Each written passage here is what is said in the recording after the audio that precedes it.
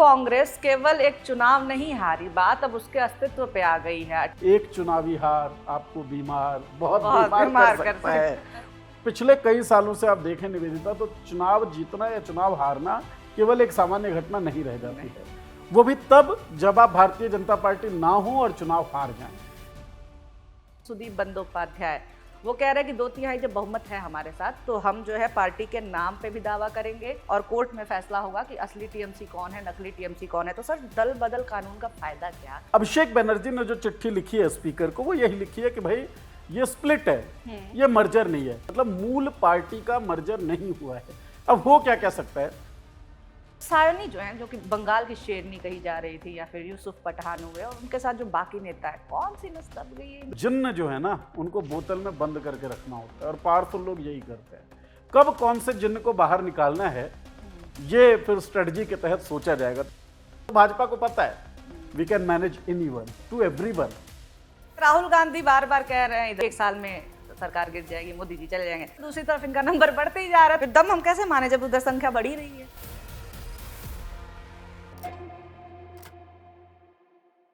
नमस्कार दोस्तों, तृणमूल कांग्रेस केवल एक चुनाव नहीं हारी, बात अब उसके अस्तित्व पे आ गई है। 28 में से 20 सांसद बागी हो चुके हैं, कह रहे हैं कि हम एनडीए के साथ काम करेंगे, मोदी जी के नेतृत्व में काम करना चाहते हैं। काकोली घोष बतौर लीडर देखी जा रही है इस बागी गुट के।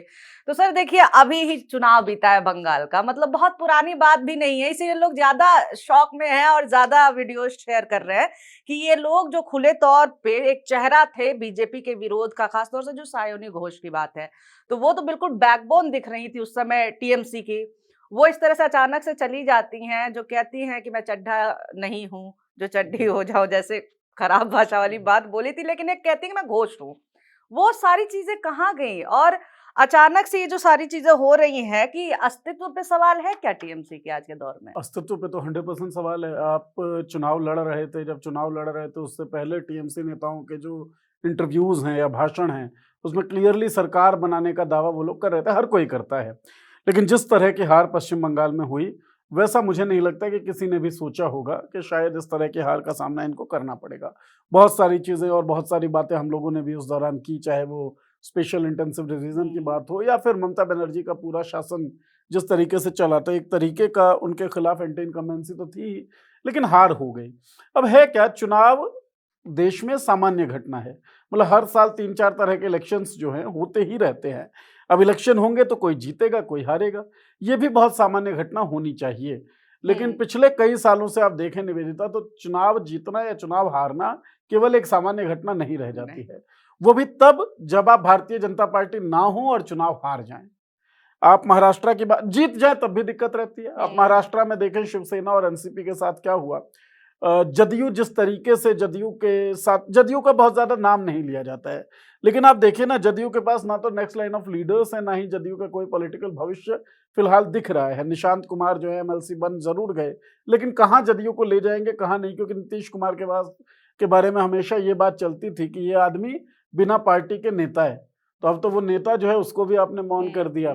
सो भारतीय जनता पार्टी जिनके साथ भी रही है या जिनके साथ नहीं भी रही, जो उसको लगता है कि फ्यूचर में या वर्तमान में या अतीत में हमारा कॉम्पिटिटर रहा है, उसको किसी भी तरीके से वो डिस्ट्रॉय कर सकती है, उसको किसी भी तरीके से वो डिमिनिश कर सकते हैं। ये जो बंगाल इलेक्शन के बाद तृणमूल कांग्रेस के साथ हो रहा है, अब देखिए ना, ममता बनर्जी की ब्रांडिंग किस तरह की थी। ममता बनर्जी के बारे में ऑपोजिशन लीडर सब लोगों की ब्रांडिंग को आप देखें और ममता बनर्जी की ब्रांडिंग देखें, तो ऐसा था कि अकेली महिला है जो मोदी के आंखों में आंख डालकर मोदी को चैलेंज करती हैं। जुझारू, लड़ाका, इस तरह के एडजेक्टिव्स उनके साथ यूज करते रहे हैं। टीएमसी के नेता सायोनी घोष, जिनका आपने नाम किया, वो बहुत बड़ी फैन ममता बनर्जी की दिखती नहीं। टीएमसी के नेता उन्हें, मतलब दुर्गा, क्योंकि वो शक्ति उपासक जगह है, तो उससे उनकी तुलना तो क्या करते रहे, कहते रहे कि दुर्गा जैसी ताकत और ये वो ममता बनर्जी के लिए। लेकिन ममता बनर्जी भी एग्जिस्टेंस की क्राइसिस से जूझ रही है। इससे जो फिल्में हम देखने जाते हैं ना, तो फिल्मों से पहले एक वो नो स्मोकिंग का एड आता है और उसमें लिखा जाता है इतना टार आपको बहुत बीमार कर सकता है। मुझे लगता है कि अब ऑपोजिशन पार्टीज को समझना चाहिए, एक चुनावी हार आपको बहुत बीमार कर सकता है। और वो बीमारी जो है ममता बनर्जी की पार्टी में फिलहाल ममता बनर्जी को दिख रही होगी कि किस तरीके से है। पूरी स्थिति जो है 20 सांसदों की बात आपने की, 58 विधायक जो इस विधानसभा चुनाव के बाद 80 विधायक जीत के गए थे, उसमें से 58 से 60 विधायक जो हैं वो भी रिबेल हो गए हैं, बागी हो गए हैं। कानूनी बहुत सारी जटिलताएं हैं, अब देखते हैं वक्त आगे आगे क्या क्या दिखाता है और इन ये लोगों को। कानूनी जटिलताओं को ये लोग बहुत चालाकी से इधर से उधर करके बच के निकलने की कोशिश की है, क्योंकि जो दल बदल रोकने का जो कानून है उससे बचने के लिए एक एनसीपीआई पार्टी है, national citizens party of India, जिसका नाम किसी ने, मतलब ये 3 साल पहले बनी पार्टी, मुझे नहीं लगता इन लोगों ने भी नाम सुना होगा। तो उसमें ये लोग विलय करके और वहाँ कह रहे हैं एनडीए में हम इनके साथ मिलेंगे। दूसरी तरफ आप देखिए कि जो बागियों की तरफ से बोल रहे हैं सुदीप बंदोपाध्याय, वो कह रहे हैं कि 2/3 जब बहुमत है हमारे साथ तो हम जो है पार्टी के नाम पे भी दावा करेंगे, सिंबल पे भी दावा करेंगे और कोर्ट में फैसला होगा कि असली टीएमसी कौन है, नकली टीएमसी कौन है। तो सर, दल बदल कानून का फायदा क्या, नियम का फायदा क्या, अगर इस तरह से आप जो है लूप होल से आराम से लोग बच करके निकल नहीं जा नहीं, रहे लूप हैं। होल नहीं, दल बदल कानून तो ये कहता है कि अगर मूल पार्टी का मर्जर हो जाता है, ओरिजिनल पार्टी का, यहाँ मूल पार्टी में केवल आपका संसदीय ग्रुप नहीं है या केवल आपका विधानसभा के अंदर जो विधायकों का ग्रुप है वो नहीं है, मूल पार्टी में पूरा ऑर्गेनाइजेशन भी आता है। तो दल बदल कानून ये कहता है कि मूल पार्टी अगर मर्जर करना चाहती है, जिसमें उसके संसदीय दल के 2/3 हम्म। बहुमत की अग्रीमेंट हो, कि ओके। सहमति हो, तो वो मर्जर कर सकती हम्म। है। इस हम्म। बात का जो एंटी डिफेक्शन लॉ है वो ये बात कहता है। ये तो कानून है, इसमें कोई लूप होल वाली चीज नहीं। लूप होल क्या है वो मैं आपको बता रहा हूँ उसके बाद। ठीक है, एक तो पार्ट ये है। दूसरा पार्ट स्प्लिट्स जो है उसको किसी भी तरह की जगह नहीं मिलती। अब स्प्लिट और मर्जर दो अलग अलग चीजें हैं। मूल पार्टी जब कोई समझे तो 28 सांसद हैं, 28 का 2/3 आप करेंगे तो 9 दूनी 18, 19 सांसद जो है वो होते हैं। इनके पास 20 हैं, तो 2/3 संसदीय ग्रुप की अगर मैं बात करूं, संसदीय दल की, तो वो शर्त ये लोग पूरी कर रहे हैं। लेकिन मूल पार्टी का विलय तो हुआ नहीं है। अब मूल पार्टी का विलय कैसे प्रूव करेंगे, कैसे साबित करेंगे, ये बड़ा जटिल सा काम है। अब इसमें स्पीकर जो हैं उनकी भूमिका बड़ी महत्वपूर्ण हो जाती है। जो कोर्ट्स हैं, अदालतें हैं, उनकी भूमिका बहुत महत्वपूर्ण हो जाती है।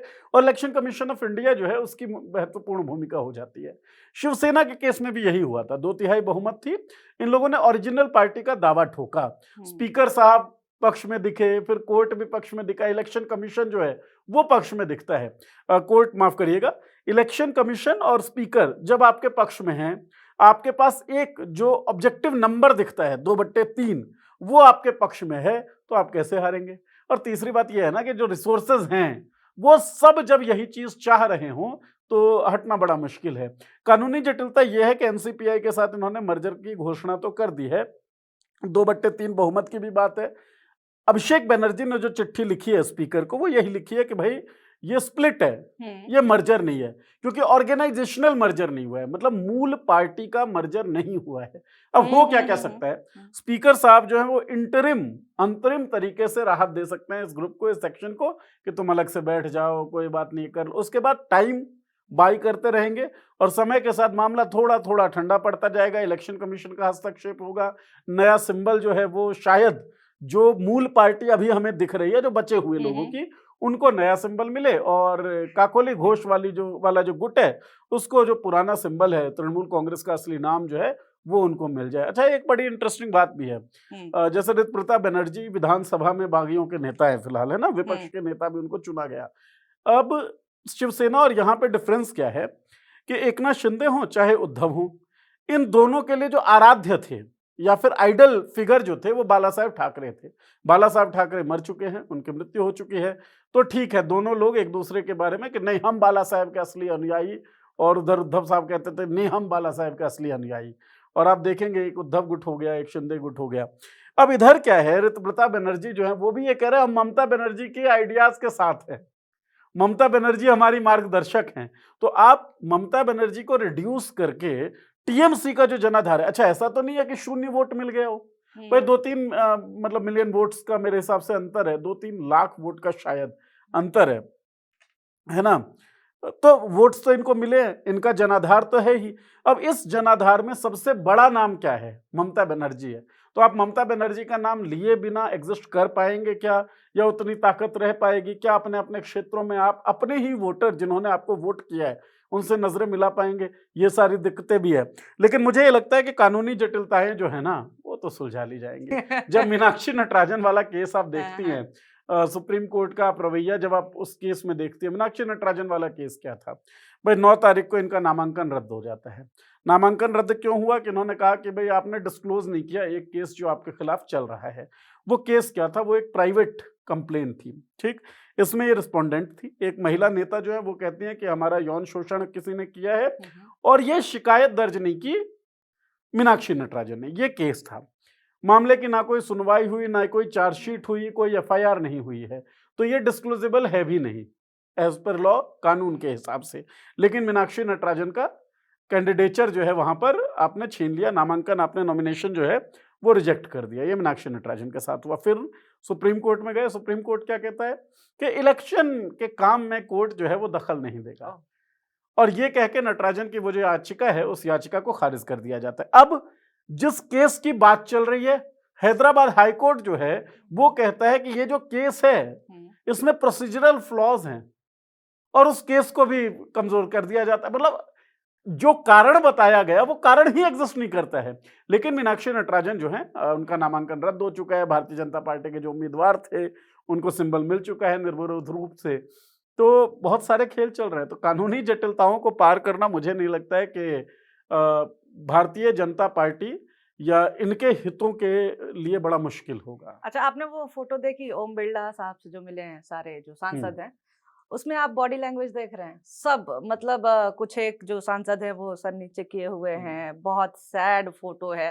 तो लग रहा है कई लोग पूछ रहे हैं कि भाई खुश होने का भी अब एक्टिंग नहीं हो पा रहा है इनसे, क्योंकि पता नहीं क्या हुआ है इनके साथ, पर्दे के पीछे कौन जानता है। और उसमें काकोली घोष हैं, तो नारदा मामले में उनका वीडियो है पैसे लेते हुए, तो उनकी वो कमजोर नस है, ठीक है। सुदीप बंदोपाध्याय सीबीआई चिटफंड मामले में उनको जेल भी भेज चुकी है।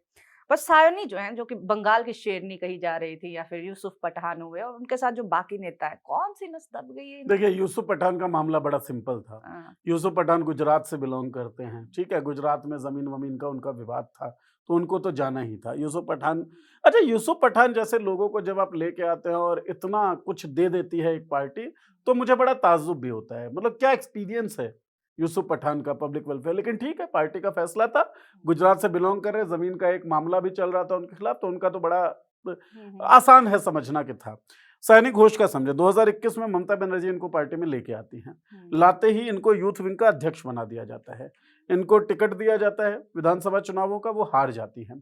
विधानसभा चुनावों में हार के बाद नई लड़की को लेके आ रही है ममता बनर्जी, जो एंटरटेनर रही हैं, एक्टर रही हैं, उनको लेके आई, यूथ विंग का अध्यक्ष बनाया, टिकट दिया, चुनाव हार गई। इसके बाद लगा कि अब पॉलिटिकल करियर जो है इनका धीरे धीरे चलेगा, लेकिन धीरे धीरे चलता नहीं है। इसके बाद इनको जाधवपुर से लोकसभा का टिकट मिलता है और ये जीत जाती हैं। इसके बाद लगता है ठीक है अब ये चलता रहेगा नॉर्मल, लेकिन नॉर्मल कुछ होता नहीं है। सायोनी घोष संसद से लेकर और सड़क तक शानदार तरीके से वोकल रही। पूरे ये जो चुनाव हुए, इन चुनावों में सबसे ज्यादा चर्चा अगर किसी के चुनाव प्रचार की हुई तो वो सायोनी घोष की हुई। ये सारी बातें सबको पता है। एक बात है जो लगभग लोगों को पता भी होगी, कई लोगों को नहीं पता होगी। जब ये यूथ विंग की अध्यक्ष थी तृणमूल कांग्रेस की, उस वक्त कुंतल घोष नाम के व्यक्ति जो है वो नेता हुआ करते थे यूथ विंग के ही। 30 करोड़ या 20 करोड़ मेरे हिसाब से के लेन देन का मामला है टीचर्स रिक्रूटमेंट केस को लेकर। यह घोटाला है। कुंतल घोष को गिरफ्तार किया ईडी ने, बातचीत की, और कुंतल घोष ने अपने टेस्टिमनी में, मतलब जो बयान दिया, उसमें सायोनी घोष का नाम भी लिया, ऐसा कहा जाता है। सायोनी घोष से भी क्वेश्चनिंग हुई 2023 के मामले में, उसके बाद वो मामला ठंडा पड़ गया। तो आप फिल्में भी देखती हैं, अभी जो फिल्म आई थी प्रोपेगेंडा धुरंधर, या फिर इससे पहले भी कई फिल्में हैं जिसमें कहा जाता है कि जिन्न जो है ना उनको बोतल में बंद करके रखना होता है, और पावरफुल लोग यही करते हैं। कब कौन से जिन्न को बाहर निकालना है ये फिर स्ट्रेटजी के तहत सोचा जाएगा। तो 2023 में ईडी ने क्वेश्चनिंग तो की थी सायोनी घोष की। टीचर रिक्रूटमेंट वाला मामला तो है ही है। तो चड्डा जिस तरीके से चड्डी बने, चड्डी का मतलब वो आरएसएस को लेकर वो तंज था, तो वो बनते हुए देर नहीं लगेगी। अगर एक डर हो जेल जाने का, अगर एक डेर हो जो ख्याति आपने प्राप्त की है उस ख्याति के खत्म हो जाने का, और शायद लोभ हो पैसों का, तो ये सब कुछ हो सकता है। दीपक शर्मा बड़े पत्रकार हैं, उन्होंने लिखा है कि 8 जो ऐसे सांसद है, 20 सांसद जो रिबेल हैं, उनमें से 8 लोगों के खिलाफ किसी ना किसी तरह का मामला है। तो डर और लोभ जो है वो इसके केंद्र में दिखता है। इसी कारण से कंधे झुके हुए हैं, इसी कारण से चेहरे उदास हैं, क्योंकि गए तो हैं, हाँ, मन नहीं है। अब आप सोच के देखिए ना, सायनी घोष जिस तरह का, मतलब वो दिल में काबा, हाँ, होठों पे मदीना। मदीना, या सेक्युलर बात आप कर रही थी बहुत ज्यादा, बीजेपी के खिलाफ जिस तरीके से आप एग्रेसिव थी, और बंगाल की जो तरबियत होती है, बंगाल की तरबियत को भी आप एक बार सोचे, उसमें जब आप टीएमसी के नेता हैं या आप लेफ्ट के नेता हैं, तो भारतीय जनता पार्टी से अलाइन करना बड़ा मुश्किल हो सकता है आपके लिए, तो वो सबसे अलाइन ज्यादा करेंगे। अटैक बीजेपी से इन्हीं लोगों, इन्हीं महिलाओं ने तो झेला था एग्जैक्टली, मतलब इलेक्शन में। हमें याद है वुमेन रिजर्वेशन बिल का जो ड्रामा किया गया था संसद के अंदर डिमिलिटेशन को पास कराने के लिए, उसके बाद भी यही महिलाएं थी जो सबसे ज्यादा मुखर थी, है ना। इनमें से चलिए कुछ महिलाएं तो अब भी हैं, कुछ नहीं रही। वुमेन रिप्रेजेंटेशन की जब बात हो रही तो टीएमसी का नाम इसीलिए लिया जा रहा था कि सबसे ज्यादा महिलाओं की भागीदारी किसी ने इंश्योर की है, तो ममता बनर्जी ने की है, टीएमसी ने की है। लेकिन अब वो महिलाएं ममता बनर्जी के साथ रहेंगी नहीं रहेंगी, ये देखने वाली बात होगी। और देखने वाली क्या है, अब तक तो लगभग तय है कि वो साथ तो नहीं रहने वाली नहीं, है। वही तो मीडिया से सबसे ज्यादा मतलब खुल करके बात करने वाली नेताओं में से एक मानी जाती थी सायनिया। अब वो जब आई एयरपोर्ट पे, मीडिया वाले पूछ रहे हैं कि आप चड्ढा चड्डी वाला बयान देती हैं, आप कुछ बोलेंगी, वो कह रही हैं कि मैं आपको जवाब नहीं दूंगी, और वो धीरे से गाड़ी में बैठ कर, ये बड़ा एक डाउनफॉल देखने को मिला है। क्षेत्र के हाँ, जनता को जवाब दूंगी। अच्छा ये बताइए सर, देखिए हम लोग इस चीज पे और सब लोग इस पे बात करते हैं कि जो नेता दल बदल कर रहे हैं, उन्होंने अपने लोगों को धोखा दिया, अपने वोटर्स को धोखा दिया, अपनी पार्टी को धोखा दिया है। लेकिन एक चीज है जो मुझे बहुत फनी लगी, और जब मुझे पहली बार ये खबर पता चली तो मैं दूसरी वजह से शॉक थी। मैं इसलिए नहीं शॉक हुई कि सायनी घोष जैसी नेता बीजेपी में चली गई, मैं इसलिए शॉक थी कि बीजेपी ने ले कैसे लिया इनको। आप ये देखिए, जो बीजेपी का जो पूरा इकोसिस्टम है, उसका दिन रात का काम है ये कहना कि सायनी घोष जो है वो कॉन्डम शिवलिंग वाली चीजें करती हैं, ये अश्लील हैं, हिंदुत्व के खिलाफ हैं। ये तो अपने लोगों से धोखा कर रहे हैं ना सायनी घोष को लेकर के, कैसे मैनेज कैसे कराएंगे नहीं उनको? नहीं, ये इस बात से आप शॉक क्यों हुई? मतलब मुझे हैरानी हो रही है कि मुझे आप थोड़ा शॉक सा हो था रहे कि भाई हैं। बीजेपी कैसे नीतीश बर्दाश्त कर कुमार रही को है। लेकर क्या क्या बयान दिया गया था? अमित शाह ने नीतीश कुमार के खिलाफ क्या बयान दिया, नीतीश ने अमित शाह के खिलाफ क्या बयान दिया? अरे भोज देकर और कैंसिल कर दिया था नीतीश कुमार ने। नीतीश कुमार नरेंद्र मोदी के साथ स्टेज शेयर नहीं करते थे, मतलब ये भी एक स्थिति थी, है ना। लेकिन नीतीश कुमार जो है अब माननीय राज्यसभा के सांसद हो गए। बीजेपी की चाहत भी ऐसी थी और शायद नीतीश की भी चाहत ऐसे, नीतीश ने तो ऐसा ही कहा। तो आज की राजनीति में एक तो वैचारिकी वाली कोई बात है नहीं, हाँ। ना वो भारतीय जनता पार्टी के पास है, ना ही किसी अन्य पार्टी और अन्य नेताओं के पास कोई वैचारिकी दिखती है। वरना राघव चड्ढा कैसे चले जाते? राघव चड्ढा के बयान हम भूले थोड़ी हैं, जो बयान उन्होंने दिए थे। और भारतीय जनता पार्टी को भी नंबर्स बढ़ाने, आप समझिए डिलिमिटेशन बिल जब वो लाना चाह रहे थे और वुमेन रिजर्वेशन का चोला जब उसे पहनाया हुआ था, वो बिल गिर गया। और ये भारतीय जनता पार्टी के लिए, नरेंद्र मोदी की सरकार के लिए बड़े बड़े मुश्किल का मामला था कि यार हम बिल लेके आए और वो गिर गया, तो अब उनको पास करवाना है। 2/3 बहुमत वाला मामला है, 2/3 बहुमत 362 मेरे हिसाब से लोकसभा में इनकी स्ट्रेंथ होनी चाहिए, और राज्यसभा में भी 160 से ऊपर की स्ट्रेंथ होनी चाहिए। हाँ, 160 से ऊपर की स्ट्रेंथ होनी चाहिए। तो आप देखती हैं कि आम आदमी पार्टी के 7 सांसद जो हैं राज्यसभा के, वो भारतीय जनता पार्टी में मिल रहे हैं। तो नंबर्स तो बढ़ रहे हैं ना, किसी ने कुछ भी बोला हो। अब आपने मेरे बारे में कुछ भी बोल दिया हो, लेकिन आपके होने से मेरी संख्या 1 बढ़ेगी, और मैं आपको इधर कर सकता हूं पाले में, चाहे डरा के चाहे लोभ दे के। तो मैं तो अपना नंबर देखूंगा ना, उसके बाद मुझे क्या मैनेज करना और किस स्थिति में आपको रखना है वो मेरे ऊपर है। ज्योतिरादित्य सिंधिया से उनकी स्थिति पूछ ली जाए कि भाजपा में जाने के बाद उनको क्या मिल गया, यहाँ वो सीएम बनने वाले थे। तो भाजपा को पता है we can manage anyone to everyone, और हमें यहाँ पर नंबर्स बढ़ाने, नंबर बढ़ा लेंगे। आप सोच के देखिए, पंजाब में 1 विधायक नहीं और 7 राज्यसभा के सांसद जो हैं वो भारतीय जनता पार्टी के हो गए। नंबर्स तो बढ़ रहे हैं ना, तो जो उनका ब्रॉडर मकसद है उस मकसद को ये पूरा कर रहे हैं। 292 293 की स्ट्रेंथ जो है लोकसभा में इनके पास है। अगर ये 20 लोग आ जाते हैं, चाहे इन्होंने कुछ भी बोला हो, ये 313 हो जाएगी। आप सोच के देखिए, डीएमके के साथ भी बातचीत चल रही है। डीएमके विरोध आप जान रही हैं किस तरह की, एक पेरियारियन पॉलिटिक्स और एक दक्षिणपंथी पॉलिटिक्स, कैसे एक हो सकती है। लेकिन नंबर्स अगर मिल रहे होंगे तो एक भी हुआ जाएगा, और ठीक है, हम अभी के लिए देख लेते हैं, और धीरे धीरे शनै शनै हम तुमको एनसीपी और शिवसेना तो बना ही सकते हैं। अच्छा, ये नंबर्स की क्योंकि आप बात कर रहे हैं तो उस पे आते हैं। राहुल गांधी बार बार कह रहे हैं इधर बीच की 1 साल में सरकार गिर जाएगी, मोदी जी चले जाएंगे, ये बात दावा कर रहे हैं, दूसरी तरफ इनका नंबर बढ़ते ही जा रहा है। तो फिर दावे में अब इस पे बहुत डिस्कशन भी हुआ है, फिर दम हम कैसे माने जब उधर संख्या बढ़ी रही है? नहीं, दावा क्या, एक प्रेडिक्शन जैसा राहुल गांधी ने किया है, और अब तक बहुत सारे प्रेडिक्शन उनके ठीक साबित हुए हैं। और जो पूरा जियोग्राफिक कंडीशन है, जो पूरी सिचुएशंस है, चाहे वो जो युवा है देश के अंदर उनके मन की बात हो, चाहे या फिर अंतर्राष्ट्रीय स्तर हाँ, पर जो स्थितियां जियोपॉलिटिक्स पैदा जो हो रही अपना। है जियोपॉलिटिकल, उनकी बात हो, उस आधार पर यह बात की गई है। दूसरी बात, राहुल गांधी एक बात और कहते हैं, इंडिया अलायंस की मीटिंग में राहुल गांधी ने यह बात कही कि कांग्रेस के ऊपर जितने आरोप लगाने हैं वो लगा लीजिए, मैं सबको स्वीकार कर लूंगा क्योंकि मैं शिव हूं, शिव की तरह विषपान मुझे आता है। अब ये भाषण की खूबसूरती थी, इसको छोड़ देते हैं। ये बात ये कह रहे हैं। एक बात जो बड़ी जबरदस्त उन्होंने कही और जो समझने योग्य बात है वो ये कि बहुत सारे दल और बहुत सारे नेता यहाँ पर ऐसे बैठे हुए हैं जिन्हें लगता है कि पुराने तौर तरीकों से ही वो आगे बढ़ पाएंगे, लेकिन ऐसा हो नहीं पाएगा। तो तौर तरीके बदल गए हैं। इलेक्टोरली बीजेपी को हराना बड़ा मुश्किल सा हो गया है, ठीक है, लेकिन वो इलेक्टोरली हार कब सकते हैं, जब स्थितियां बहुत ज्यादा खराब हों।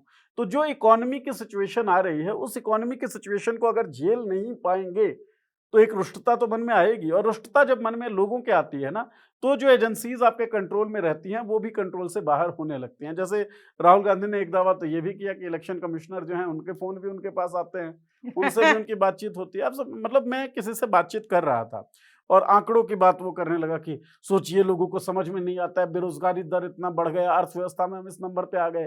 मैंने कहा यार, मेरे गांव में बैठा हुआ जो बूढ़ा आदमी है या जवान भी आदमी है या देश के 95% से ज्यादा आबादी, बल्कि 99% आबादी कह दी, क्या फर्क पड़ रहा है कि आप अर्थव्यवस्था में दूसरे नंबर पे कि चौथे में कि पहले पे कि छठे पे? उनको फर्क तो ये पड़ रहा है ना, उनके किचन में सामान कितने का आ रहा है, वो कपड़ा पहन पा रहे हैं बढ़िया या नहीं पहन पा रहे हैं, वो अपनी गाड़ी में चल रहे हैं तो पेट्रोल डीजल की कीमत कैसी है, अगर वो अपनी गाड़ी में नहीं चल पा रहे हैं तो सार्वजनिक जो परिवहन के साधन है उनकी स्थिति कैसी, उनको तो ये देखना है ना। तो जब दिक्कत उनके किचन में आएगी, जब दिक्कत उनके कपड़ों पे आएगी, जब दिक्कत उनके परिवहन पे आएगी, तब उनको समझ में आएगा कि नंबर 1 पे भी चला जाए देश, हमें तो दिक्कत हो रही है ना। तो पर्सनल दिक्कत फील नहीं होना चाहिए। युवाओं के लेकर भी यही बात है। युवाओं के मन में बड़ी ये बात फैलाई गई कि भाई अंतर्राष्ट्रीय स्तर पर जो है हमारा क्या बजता था, वो डंका डंका बज रहा था अंतर्राष्ट्रीय स्तर पर, है ना।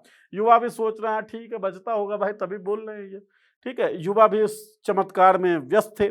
फिर अंतर्राष्ट्रीय स्तर पर बहुत कुछ देखा जो ढोल के फटने जैसा था, फिर भी नहीं सचेत हुए होंगे। अब जब पेपर लीक हो रहे हैं और धड़ाधड़ हो रहे हैं, बैक टू बैक हो रहे हैं, तो युवाओं को लगा ना यार तुम्हारा डंका बजे चाहे कुछ भी हो, हमारा पेपर तुम नहीं करवा पा रहे हो, समस्या ये है। हाँ। और आप देखिए कॉकरोच जनता पार्टी, फिर से मैं उसका नाम जरूर लूंगा, कॉकरोच जनता पार्टी, उसके पीछे किसी भी तरह का षड्यंत्र हो ना हो, आरोप लग रहा है, हो भी सकता है नहीं भी हो सकता है, लेकिन कॉकरोच जनता पार्टी से लोगों का जो जुड़ाव है वो तो ईमानदार जुड़ाव दिखता है ना। बिल्कुल आम लोगों का जो जुड़ाव है वो उस इमोशन में तो है ही। कांग्रेस लगातार हर राज्य में उसने प्रदर्शन किया और हर राज्य में प्रदर्शन को कुचलने की कोशिश भी की गई, वाटर कैनन वगैरह चले, वो सब हमने देखे और लोग उसमें शामिल हो रहे हैं। तो युवाओं के मन में तो आक्रोश है ही। इकोनॉमी की सिचुएशन जो है, मुझे लगता है उसके मद्देनजर राहुल गांधी ने यह बयान दिया होगा कि इकोनॉमी की सिचुएशन बहुत खराब होने वाली है, और वो लगातार इस बात की भी करते रहते हैं बात कि इकोनॉमी की हालत ऐसी होने वाली है जैसे हमने कभी देखी ही नहीं है। तो शायद इन फैक्टर्स के आधार पर वो ये बात कर रहे हैं, जहां पर नंबर्स जो हैं वो बहुत ज्यादा महत्वपूर्ण रह नहीं जाएंगे। अच्छा, कॉकरोच जनता पार्टी की बात हो रही है, मेरे भी दिमाग में यही आया कि ये जो कथित मेन स्ट्रीम पॉलिटिक्स के जो नेता हैं उसके लोग तो ये कर रहे हैं दल बदल, तो हो सकता है इसीलिए तो जनता को लगा ना कि ये तो नेता नहीं है, ये शायद वैसा नहीं करेंगे। एक ट्रस्ट की भी बात आ गई, जो ट्रस्ट अब बचा नहीं है। ये तो एकदम पीछे पड़ी गए कि विपक्ष को खत्म ही करना है। अभी जब मोदी जी के 12 साल हुए थे तो इस बात को सारे एंकर लिख रहे थे कि नेहरू के टाइम पे विपक्ष नहीं था, 53 ही पार्टियां थी, अभी इतनी हजार हैं, पर विपक्ष को दल बल से दल बदल कौन करवा रहा है, ये भी देखने वाली बात है। तो इसी के साथ हम लोग अंत की तरफ चलते हैं। मसला बस यही है कि ऐसा नहीं है कि और मुद्दे नहीं है जिन पे बात नहीं हो सकती, इस पे बात करना इसलिए जरूरी है क्योंकि ये जनता से धोखा हो रहा है। हम वोट देते हैं, कहीं भी चला जाता है, कहीं भी। आप कई बार राहुल गांधी के पोस्ट पे जाके कमेंट्स पढ़िएगा कि भैया वोट आपको दिए थे, चला कहीं और गया। तो ये तो खैर मजाक की बात रही, एक कमेंट मुझे दिख गया था इसलिए मजाक की बात रही है, लेकिन जनता के साथ धोखेबाजी नहीं करनी चाहिए। और नेता, आप किसकी क्रेडिबिलिटी कैसे आप मानेंगे? आप जिसको जिम्मेदार मानेंगे, जिससे जवाबदेही तय करेंगे, वो दूसरी पार्टी में चला जाएगा। आप करते रहिए, फिर हंगामा करते रहिए। खैर, इसी के साथ कोई सवाल हो तो आप कमेंट में बताइए, और कुछ कोई मुद्दा हो जिस पे लगता हो उस पर बात होनी चाहिए वो भी बता दीजिए। सजेशन हम लोग पूरा लेते हैं, कोई दिक्कत नहीं है। इसी के साथ बहुत शुक्रिया, बहुत धन्यवाद ये वीडियो देखने के लिए।